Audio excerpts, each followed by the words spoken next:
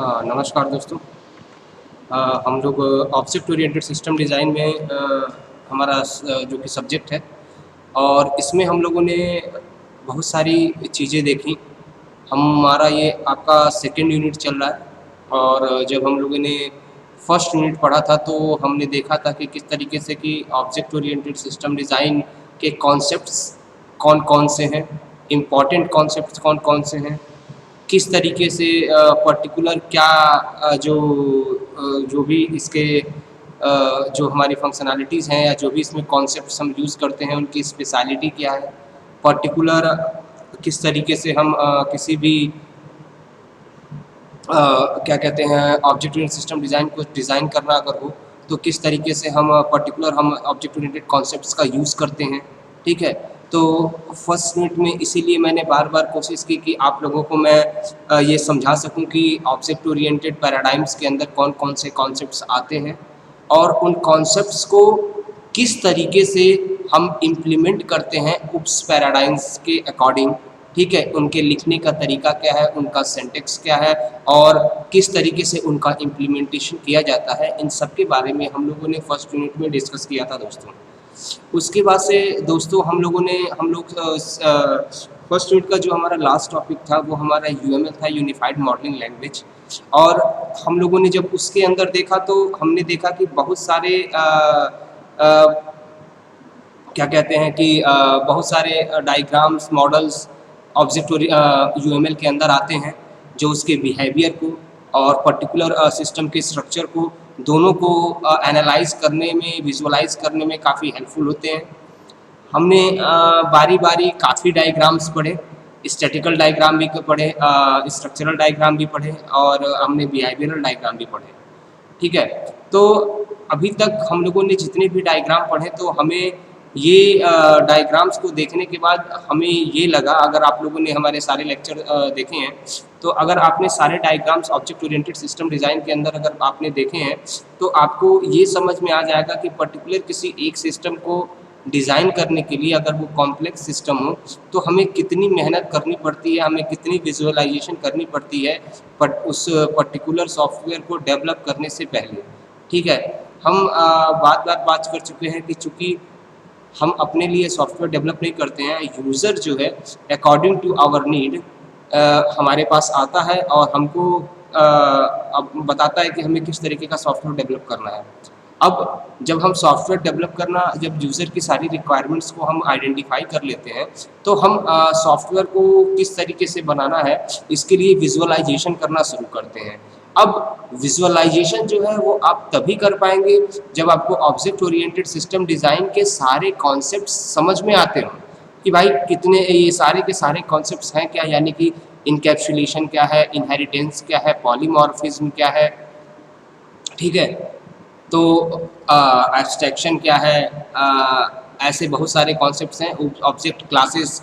तो जब तक आपको इनका मेन ये कॉन्सेप्ट समझ में नहीं आएंगे तब तक आप मॉडल डिज़ाइन नहीं कर पाते, क्योंकि किसी भी सिस्टम को या किसी भी डिज़ाइन को जब आप किसी भी सॉफ्टवेयर को डेवलप करने के लिए जाते हैं तो आपको बहुत सारी चीज़ें विजुअलाइज करनी पड़ती हैं, बहुत सारी प्रॉब्लम्स अलग अलग पॉइंट या अलग अलग सिचुएशंस पे ऑकर होती हैं।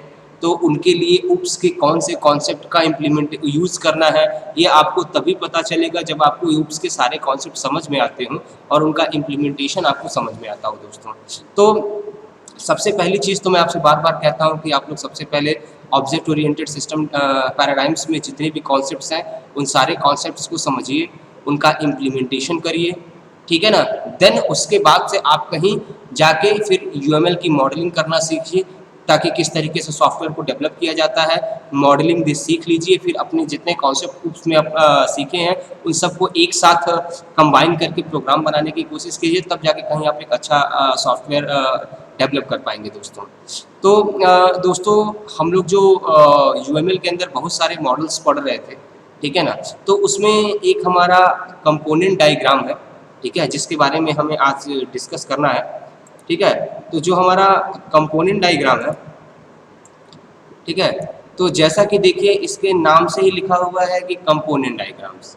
तो हमें पता है कि पर्टिकुलर अगर कोई भी सिस्टम हम बनाते हैं तो वो नंबर ऑफ मेनी कंपोनेंट से मिल के बना होता है।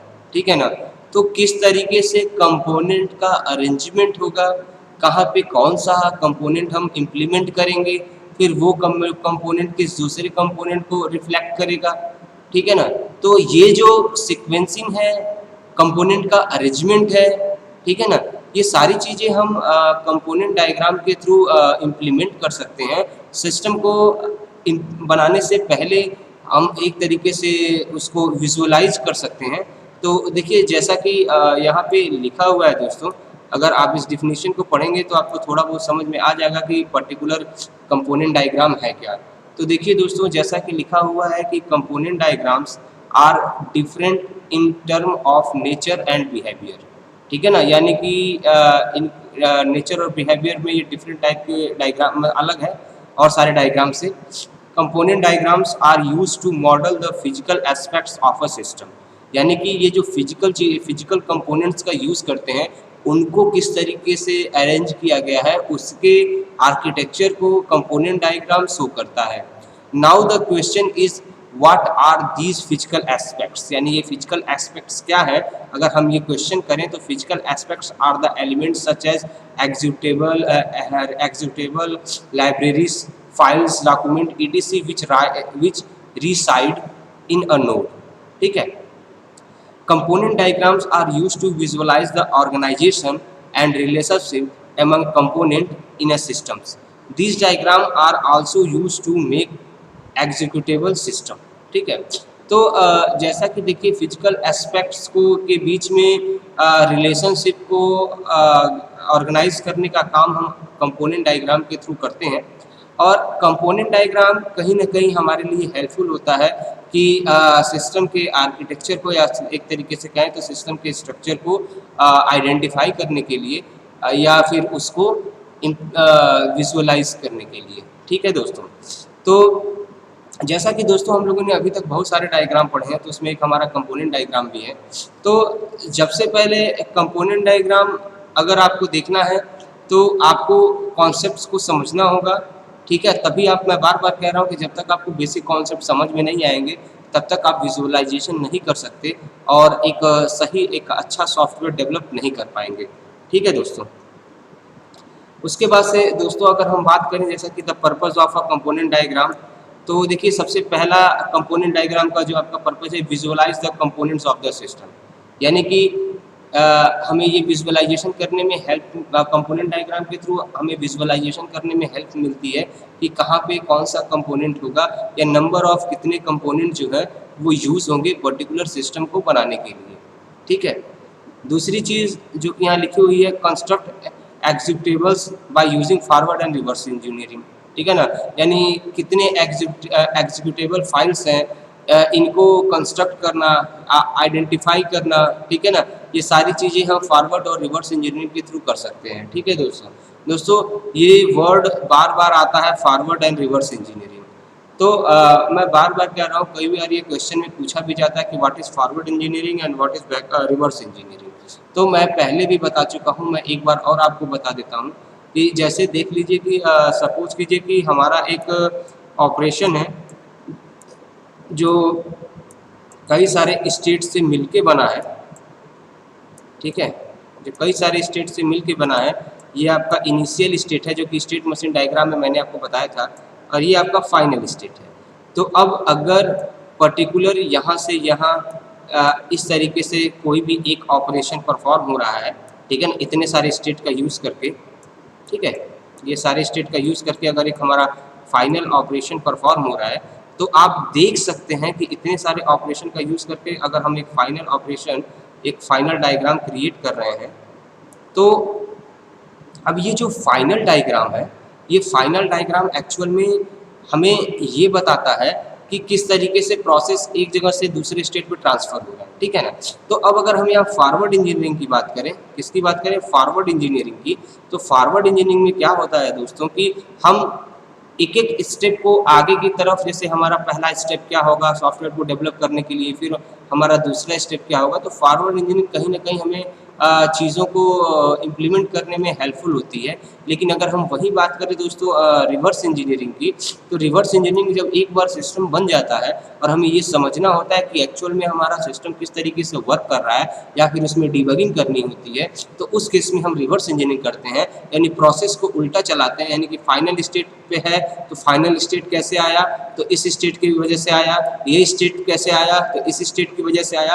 तो जब हम इस तरीके से रिवर्स प्रोसेस को करते हैं तो हमें ये समझ में आता है कि सिस्टम की फंक्शनिंग किस प्रकार से हो रही है, या फिर अगर कहीं प्रॉब्लम है तो उस प्रॉब्लम को भी हम आसानी से आइडेंटिफाई कर सकते हैं दोस्तों। ठीक है, तीसरा जो इसका पर्पज है कंपोनेंट डायग्राम का, तो जैसा कि लिखा हुआ है describe the organisation and relationship of the component, यानी कि ये रिलेशनशिप को किस तरीके से कंपोनेंट्स को किस तरीके से ऑर्गेनाइज करना है, उनके बीच में रिलेशनशिप कैसे इस्टेब्लिश करना है। ठीक है ना, ये सारी चीज़ें अगर हम बात करें तो कंपोनेंट डायग्राम के थ्रू हम आसानी से कर सकते हैं। तो आप देख सकते हैं कि अगर हमें कंपोनेंट का विजुअलाइजेशन करना है, फॉरवर्ड रिवर्स इंजीनियरिंग अप्लाई करना है, या फिर उनके रिलेशनशिप या ऑर्गेनाइजेशन को कंपोनेंट के शो करना है, तो ये सारे पर्पस को पूरा करने के लिए हमारा कंपोनेंट डायग्राम जो है वो हेल्पफुल होता है दोस्तों। ठीक है, तो अगर हम कंपोनेंट डायग्राम की बात करें तो काफ़ी फील्ड में हमारा कंपोनेंट डायग्राम यूज़ होता है।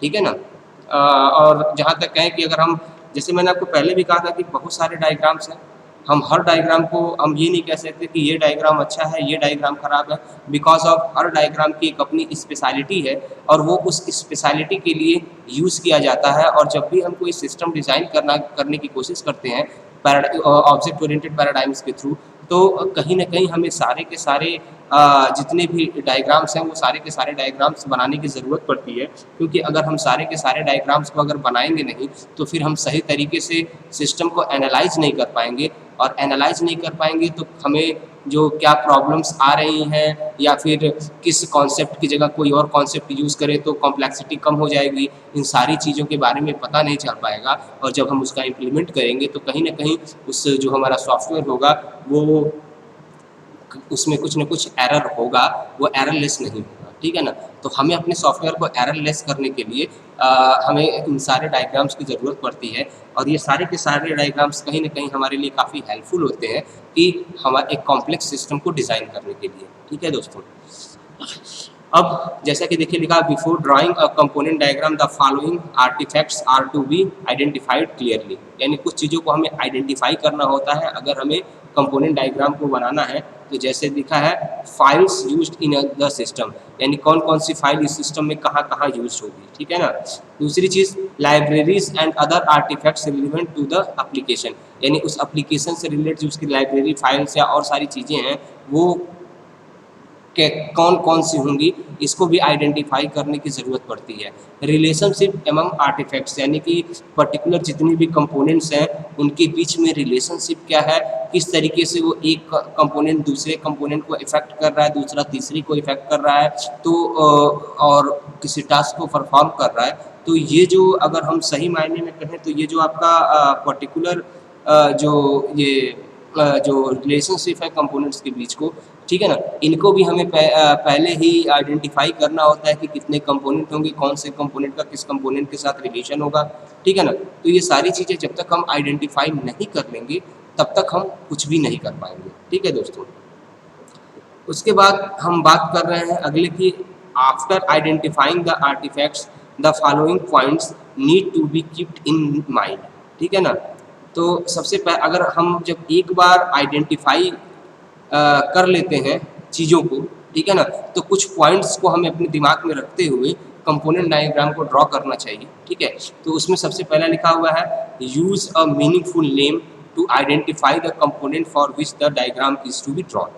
सबसे पहली चीज़ तो अगर ये है कि अगर मान लीजिए किसी कंपोनेंट के अंदर किसी सिस्टम के अंदर बहुत सारे कंपोनेंट्स हैं, ठीक है ना, और उन बहुत सारे कंपोनेंट्स को अगर हमें यूज़ करना है, ठीक है, तो उनको एक पर्टिकुलर एक स्पेशल नाम देना होता है, नेम क्रिएट करना होता है, और वो जो पर्टिकुलर नेम है वो हर कंपोनेंट के वर्किंग को दर्शाते हैं, या फिर ये कहें तो ये नेम के थ्रू हम आसानी से आइडेंटिफाई कर सकते हैं, या ऐसा नेम हम वहाँ पे रखें पर्टिकुलर हर कंपोनेंट का एक ऐसा नेम प्रोवाइड करे कि जो उसकी वर्किंग को, उसके ऑपरेशंस को, या उसके कहें कि किस तरीके से वो वर्क कर रहा है, ठीक है ना, उसके नेचर को आइडेंटिफाई करे या नेचर के बारे में डिस्क्राइब करे। ठीक है। दूसरी चीज़ है preparing a mental layout before producing the using tools. ठीक है ना, यानी कि एक जैसा कि हमें पता है कि हम किसी भी चीज़ को, अगर किसी भी काम को अगर हमें करना होता है तो सबसे पहले हम एक लेआउट अपने आप में, अपने दिमाग में एक लेआउट क्रिएट करते हैं। ठीक है ना, और वो लेआउट जो है, ठीक है, वो लेआउट पहले हमें करना चाहिए, बिकॉज अब जब तक आप एक लेआउट मेंटल विजुअलाइज करके एक लेआउट नहीं क्रिएट करेंगे तब तक आप सही टूल्स का यूज़ नहीं कर पाएंगे। तो आपको सबसे पहले ये ज़रूरत होती है कि अगर आपने चीज़ों को आइडेंटिफाई कर लिया है तो उसके लिए एक, उसके बाद से फिर आप एक विजुअलाइजेशन करें। ठीक है ना, एक मेंटल लेआउट क्रिएट करें ताकि आप ये आइडेंटिफाई कर सकें कि आपको कौन कौन से टूल्स की ज़रूरत है पर्टिकुलर सॉफ्टवेयर को या सिस्टम को डेवलप करने के लिए। ठीक है दोस्तों। अब दोस्तों अगर हम तीसरा बात करें, use notes to clarify important points, यानी कि जब भी आप हम नोट्स लिखते हैं, नोट्स का मतलब क्या होता है आपको पता है कि हम अगर कोई पैरा लिखते हैं तो उसमें कुछ इंपॉर्टेंट पॉइंट होता है किसी भी पर्टिकुलर पॉइंट के लिए, तो हम वहाँ नोट करके एक लाइन में कुछ उसको डिस्क्राइब कर देते हैं। ठीक है ना, तो जब नोट लिख के हम उसको एक पॉइंट में डिस्क्राइब कर देते हैं तो जब भी हम पेज पलटते हैं या बाद में 2-4 दिन बाद भी अगर हम उस नोट्स को देखते हैं तो कहीं न कहीं वो नोट देखने के बाद हमें चीज़ें, वो उतने बड़े पैराग्राफ को हम आसानी से समझ सकते हैं। ठीक है दोस्तों, तो ये जो सारी चीज़ें हैं, तो दोस्तों हम नोट्स लिखते हैं हमें पता है, तो ये जो नोट्स हैं सेम वही कॉन्सेप्ट जो मैं आपको बता रहा हूँ, हम जब एक कंपोनेंट डायग्राम यूज़ करते हैं तो उस कंपोनेंट डायग्राम में जो भी कंपोनेंट, जितने भी कंपोनेंट जो उनका रिलेशनशिप है, तो जहाँ पे थोड़ी सी हमें समझने की ज़रूरत है तो हम वहाँ पे एक नोट क्रिएट कर देते हैं ताकि चीज़ें आसानी से क्लियरिफाई हो सके कि पर्टिकुलर इस कंपोनेंट का यूज़ अगर यहाँ किया गया है तो क्यों किया गया है। ठीक है ना, तो जैसा कि हम आप देख रहे हैं कि हमें कौन कौन सी चीज़ों को आइडेंटिफाई करने की ज़रूरत है, कौन कौन से उसके बाद से किन किन चीज़ों को अपने माइंड में रखने की ज़रूरत है। तो जैसा कि क्या कि हम पर्टिकुलर हर कंपोनेंट का एक मीनिंगफुल नेम लिखें, एक मेंटल लेआउट क्रिएट करें ताकि हम ये पता चल सके कौन कौन से कंपोनेंट्स की ज़रूरत है। और जब हम रिलेशनशिप को कंपोनेंट का क्रिएट करें डायग्राम में तो हम हर जगह नोट्स का यूज़ करें ताकि हम प्रोसेस को आसानी से क्लियरिफाई कर सकें। ठीक है दोस्तों, तो आप देख रहे हैं कि कंपोनेंट डायग्राम की भी एक अपनी स्पेशलिटी है जो कहीं ना कहीं कंपोनेंट्स के यूज़ को, उनके रिलेशनशिप को डायग्राम के थ्रू शो करने में हेल्पफुल होता है। ठीक है दोस्तों। अब बात करें रिलेशनशिप की, तो कंपोनेंट डायग्राम में अगर रिलेशनशिप को इस्टेब्लिश करना है दोस्तों तो बहुत सारी चीज़ें यूज़ होती हैं। ठीक है, देखिए जैसे सबसे पहले यहाँ पे जो लिखा हुआ है कि graphically a component diagram is a collection of vertices and arcs and commonly contained components, interface and dependency, aggregation, constraint, generalization, association and realization relationship. It may also contain nodes and constraints. ठीक है, तो आइए देखते हैं कौन कौन से notation और रिलेशनशिप, उनका नोटेशंस का यूज़ होता है। ठीक है ना, रिलेशनशिप को क्रिएट करने के लिए। तो सबसे पहले अगर हम देखें तो आपको ये साइन दिख रहा होगा और ये एसोसिएशन है।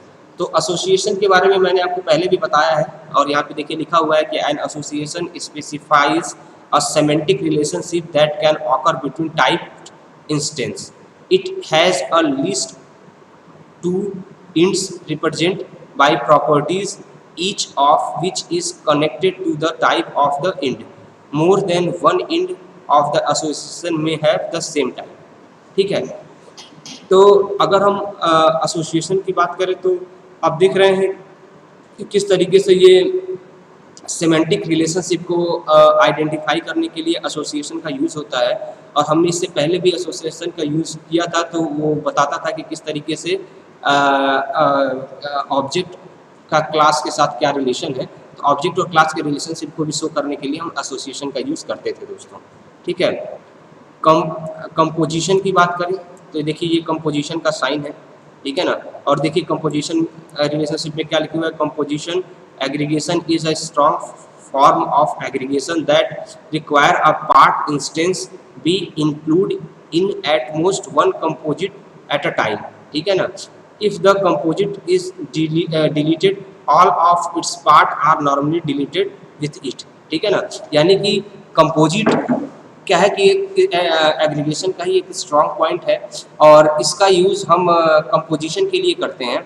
और अगर एक भी कंपोजिशन डिलीट होता है तो उसके साथ जितने भी प्रोसेस होते हैं वो सारे के सारे प्रोसेस जो है वो डिलीट हो जाते हैं।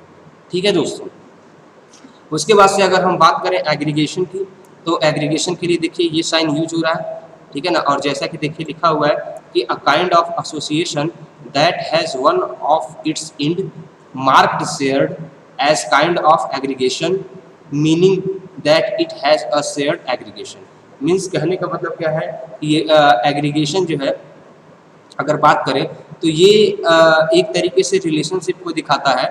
ठीक है ना, शेयर्ड मतलब कि अगर किसी चीज़ को शेयर्ड किया जा रहा है कि पर्टिकुलर ये इन्फॉर्मेशन दूसरे इन्फॉर्मेशन के साथ अगर शेयर्ड की जा रही है, तो अगर इस चीज़ को शो करना है तो हम एग्रीगेशन के इस सिंबल के थ्रू हम उस पर्टिकुलर चीज़ को क्या कहते हैं कि शो कर सकते हैं। ठीक है दोस्तों, तो नॉर्मली ये सब नोटेशन है, जब हम कंपोनेंट डायग्राम को ड्रॉ करते हैं तो हमें इन सारी चीज़ों की ज़रूरत पड़ती है। ठीक है, तो अगर आपको इन सारी चीज़ों की ज़रूरत पड़ रही है तो आपको ये जानना पड़ेगा कि ये सारी चीज़ें हैं क्या। उसी तरीके से देखिए कंस्ट्रेंट है, तो कंस्ट्रेंट में क्या लिखा हुआ है कि कंस्ट्रेंट और restrictions expressed in natural language text और in a machine readable language for the purpose of declaring some of the semantic of an element. ठीक है ना, यानी रिस्ट्रिक्शंस ये भी देखिए इस तरह से ये साइन है और इसमें रिस्ट्रिक्शन को शो किया जाता है, लिखा जाता है, ताकि आदमी समझ सके कि कहाँ तक क्या कंडीशन है और किसके क्या रिस्ट्रिक्शन है पर्टिकुलर ऑपरेशन या प्रोसेस के ऊपर। ठीक है, डिपेंडेंसीज की पर्टिकुलर जैसे कि देखिए यहाँ लिखा हुआ है dependency is a relationship that signifies that a single or a set of model elements required other model elements for their specification or implementation. This means that the complete semantics of the depending elements is either semantic or structural dependent on the definition of the supplier elements. ठीक है, तो अगर हम dependency की बात करें तो dependency का मतलब क्या है, सिंपली कि किस तरीके से एक कंपोनेंट दूसरे कंपोनेंट के ऊपर डिपेंड है, यानी कि जब तक इसका प्रोसेस नहीं खत्म होगा तब तक दूसरे का प्रोसेस नहीं खत्म होगा, या पर्टिकुलर एक ऑपरेशन के लिए कितने कंपोनेंट की ज़रूरत है जिसमें हर कोई एक दूसरे के ऊपर डिपेंड है। तो उस डिपेंडेंसी को अगर हमें शो करना है तो हम पर्टिकुलर कंपोनेंट डायग्राम के अंदर तो हम पर्टिकुलर इस साइन का यूज़ करते हैं दोस्तों। तो होप सो आपको ये समझ में आया होगा। और उसके बाद से आपका क्या है, लिंक्स। तो जैसा कि लिंक्स में लिखा हुआ है कि a generalisation is a taxonomic relationship between a more general classifier and a more specific classifier. Each instance of the specific classifier is also an indirect instance of the general classifier. Thus, the specific classifier inherit the feature of the more general classifier. ठीक है ना, तो links जो है ये हमें ये बताती है कि पर्टिकुलर कौन सा स्पेसिफायर किस स्पेसिफायर का यूज कर रहा है, ठीक है ना, या उनकी फंक्शनलिटी का यूज कर रहा है। तो ये पर्टिकुलर ये जो एरो है, ये एरो शो करता है कि वो जिस फंक्शनलिटी का यूज कर रहा होता है तो उसकी तरफ वो एरो मूव कर देते हैं ताकि पता चले कि पर्टिकुलर इस फंक्शनलिटी का यूज कर रहा है। ठीक है, उसके बाद से दोस्तों एक डायग्राम है, जैसा कि देखिए पहले इसके बारे में पढ़ लीजिए, फिर मैं आपको बताता हूँ कि ये डायग्राम क्या है, एग्जाम्पल क्या है। The following is a component diagram for order management system, यानी और ऑर्डर मैनेजमेंट सिस्टम का एक कंपोनेंट डायग्राम है। Here the artifacts are files, the diagram show the files in the application and their relationship. In actual the component diagram also contain DLLs, libraries, folder etc. ठीक है, in the following diagram 4 files are identified and their relationship are produced. Component diagram cannot be matched directly with other UML diagrams discussed so far as it is drawn for completely different purpose.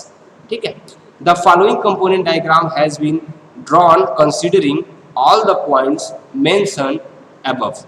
ठीक है, तो देखिए ये component diagram है, इस जो file folder और सारी चीज़ों को शो कर रहा है। तो देखिए जैसे क्या है, यहाँ कस्टमर जावा डॉट जावा, ये ऑर्डर डॉट जावा, स्पेशल ऑर्डर डॉट जावा और नॉर्मल ऑर्डर डॉट जावा। ठीक है ना, तो ये फाइल्स हैं, ठीक है ना, और किस तरीके से, और ये जावा फाइल्स यहाँ से। तो किस तरीके से देखिए कंपोनेंट डायग्राम का रिलेशनशिप शो हो रहा है, यानी कि जो जावा फाइल है वो कस्टमर जावा है, ठीक है ना। अब कस्टमर जावा ऑर्डर करेगा, ठीक है ना। अब ये जो ऑर्डर कर रहा है कस्टमर जावा, तो ये ऑर्डर जावा फाइल में चली गई। अब ऑर्डर जावा फाइल से दो फाइल है, एक आपका स्पेशल ऑर्डर और एक आपका नॉर्मल ऑर्डर, ठीक है ना।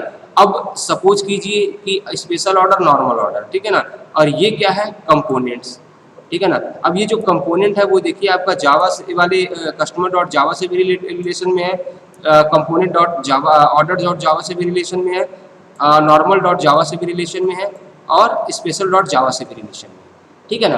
तो अब ये जो डायग्राम है वो आपका पर्टिकुलर शो कर रहा है कि किस तरीके से जब एक जावा फाइल की अगर हम बात करें तो कस्टमर डॉट जावा जो है, जो एक फाइल है कंस्टेंट्स है, ठीक है ना, तो ये किस तरीके से दूसरे कंस्टेंट से के साथ अटैच्ड है, और कंपोनेंट जो है वो किस तरीके से इन सारे के सारे ऑर्डर्ड इस जितने भी फाइल्स हैं इन सब में वर्क कर रहा है, ठीक है ना।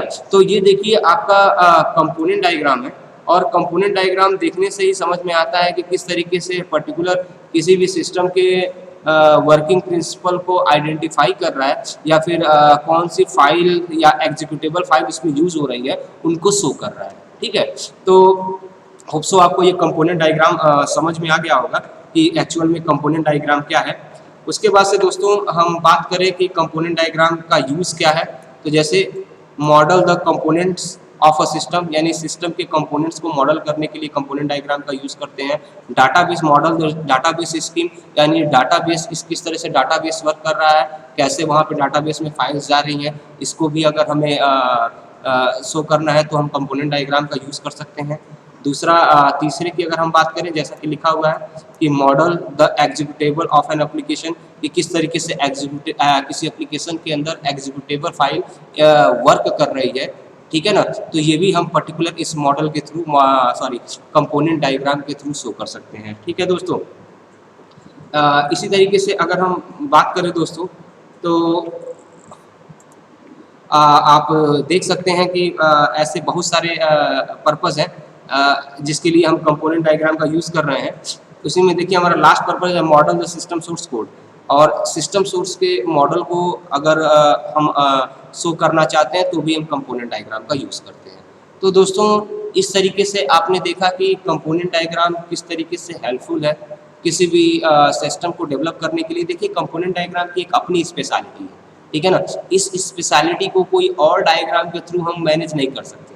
मैं आपसे बार बार कह रहा हूँ, चूँकि यूएमएल के अंदर बहुत सारे डायग्राम हैं जो कि स्ट्रक्चरल और बिहेवियरल दोनों चीज़ों को किसी सिस्टम के विजुअलाइज करने के लिए, एनालाइज करने के लिए हेल्पफुल होते हैं। तो हम ये नहीं कह सकते कि पर्टिकुलर कोई एक डायग्राम ही ज़रूरी है पर्टिकुलर किसी चीज़ को बनाने के लिए, ठीक है ना।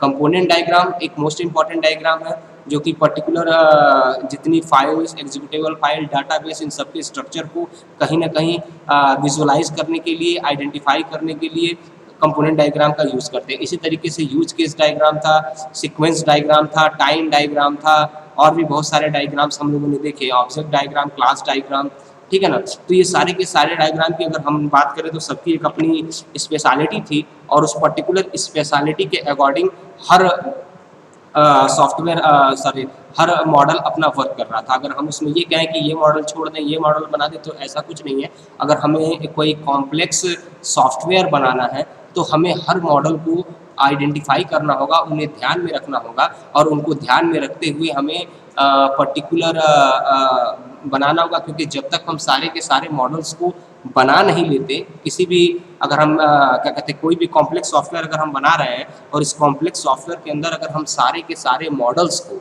जब तक हम बना नहीं लेंगे, ठीक है ना, तब तक हम उसके स्ट्रक्चर को नहीं एनालाइज कर सकते और बिहेवियर को भी एनालाइज नहीं कर सकते। और अगर हमें स्ट्रक्चर और बिहेवियर दोनों को एनालाइज करने की ज़रूरत है तो ही हम एक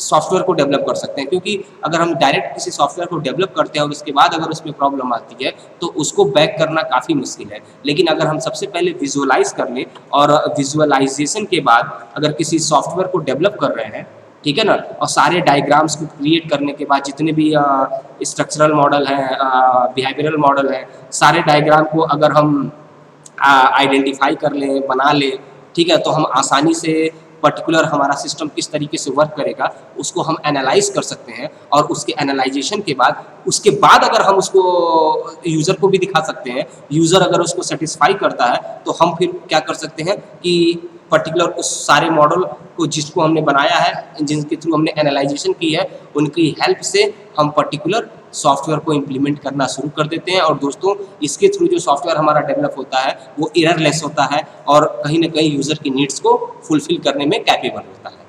ठीक है दोस्तों, तो आज के लिए इतना ही। हम कल नए लेक्चर के साथ फिर मिलेंगे, और जो हमारा कल का लेक्चर है वो हमारा डिप्लॉयमेंट डायग्राम है, और हम देखते हैं कल के डिप्लॉयमेंट डायग्राम में क्या होता है। Thank you very much.